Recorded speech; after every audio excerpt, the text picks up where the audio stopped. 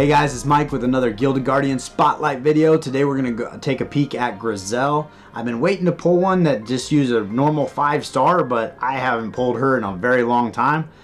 So we're going to go ahead and use the 7-star that I have on my account that I actually use. So she is enlightened 2 levels, but her radiance level is 0.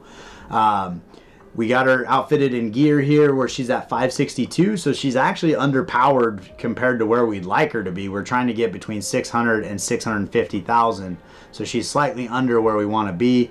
On the boots, we do have HP as a substat. It kind of depends on how you want to build her. Building her tanky is not a bad idea. She has kind of an assassin stealth ability where she goes behind enemy lines, so you do want her to be survivable. When she's back there, she can take damage. So let's take a quick peek at her skills. We got her ultimate ability is Ghost. Passive, at the start of the combat, she's going to follow the ally with the highest combat power. If they die, she'll follow the next highest. The lower Grisell's energy is, the less damage Grisell receives, maximum reduction of 50%. So basically, as her energy goes down, she receives less damage.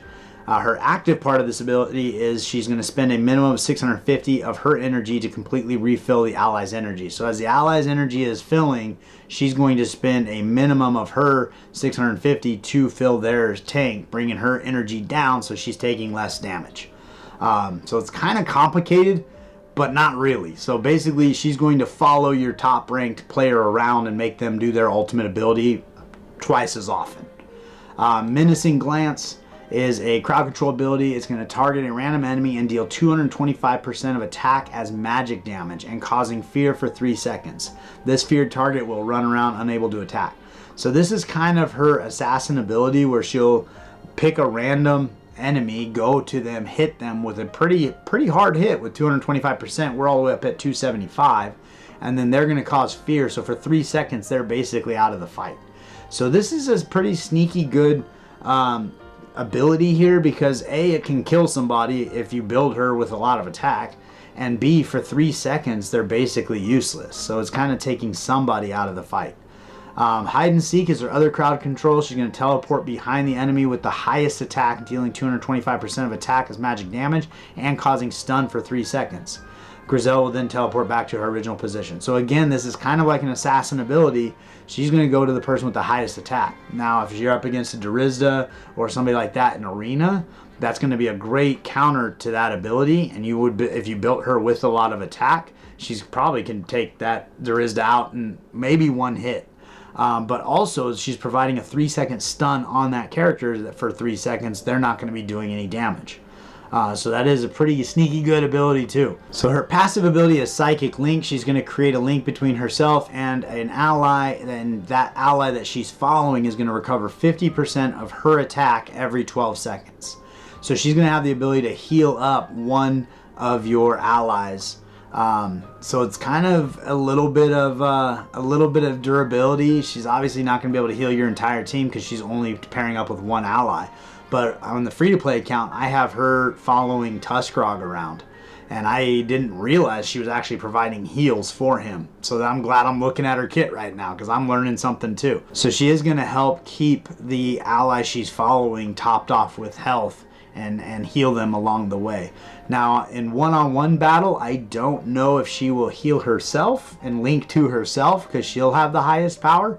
But I guess we'll find out and see if every 12 seconds we're getting a little tick of healing. And for us, it's actually going to be every 10 seconds.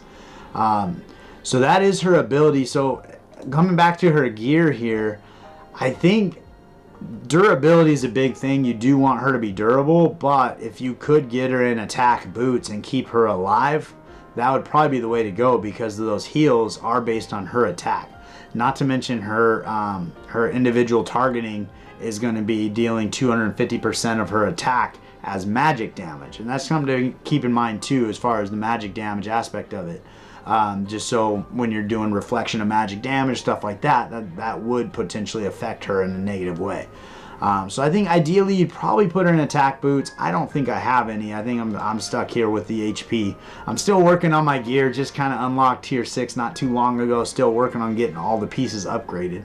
But we're going to go ahead and grab her, take her into the Great Forge, into that first challenge. that we always use and see how we get on. Alright, so we are in room 1 and we're going to go ahead and click on fight. The other thing is when she passes her ability onto the targeted enemy, she takes less damage. So she's actually probably going to be taking a maximum amount of damage in this fight because her ultimate ability is never going to proc because she can't send her energy to somebody else. So that's just something to keep in mind as we're kind of going through this. But she actually moved through that wave pretty quickly. You did see her teleport behind the enemies, and I didn't see if it was a stun or fear or if she just killed them. But 2 of her abilities, she's going to pick she's going to pick the enemy with the highest attack power, and the other one she's going to pick a random enemy, or the nearest, I can't remember. But she's going to pick an enemy and hit that enemy with fear, and then the one with the highest attack gets stunned. So she went back there, hit that guy, stunned him for 3 seconds, and now she's back here doing her basic attack. And she's doing a pretty good job. I think she's doing a bit of damage. If we did have her in those attack boots, she would be doing a little more. But she also would be a little less durable. So taking on all these enemies might be a problem. Alright, so we are coming into that boss fight. We did not get the stun, so that's going to be super helpful. We can get this moving forward. I will say, when I read through Grisell's kit, it doesn't seem like she does a lot, but every single time I've taken her off my team is worse. Like, she just has enough in her kit that keeps her moving and keeps your damage dealers doing damage that I think she is incredibly effective. Man, she might not make it through here. Maybe. Oh, there you go. Oh, he dodged it. Oh, that was a nail biter. Getting out with a sliver of health. Which is actually, when you really break that down, that's pretty impressive as a support champion. She is not really designed to do a bunch of damage. She's really designed to support your damage dealer to have them do more damage. I don't think we talked about it, but she is a... where are we at? There we is. Where she's a Solace in Intelligence Keeper Support. So that's her classification. So Solace was a neutral affinity to the Great Forge.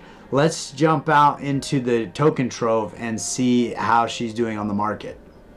So Grisell's going to be about the same price as Atticus right now at $11.82, and these market prices change all the time. If we take a peek at her, she's been a little flatter than Atticus. Atticus is actually on the rise. She had a dip and then a spike, and now she's kind of flat here. I think after Atticus, after 5 of them, they jumped up a little bit in the price point. So she's got quite a few folks are trying to sell her at $11.82. So there's quite a few of those on the market. From there it goes up to $12.65 and then up to $14. So once we sell through those, her price might end up being right around that $14. I typically was seeing her at a higher price than Atticus, kind of showing that she was a better character as far as support and more desirable. That being said, obviously they do completely different things, so it really depends on what your account needs. But I will say that Grisell is, and I say it all the time, she's sneaky good.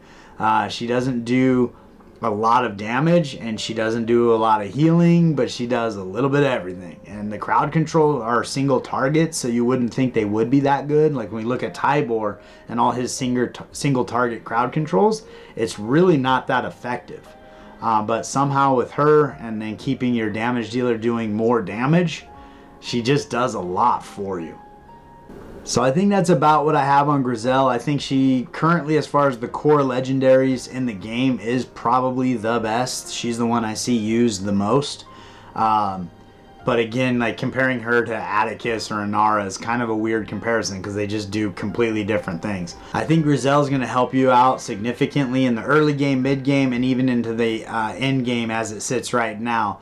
All of the hardest content that I've been facing, she's been on my team and definitely helps me along.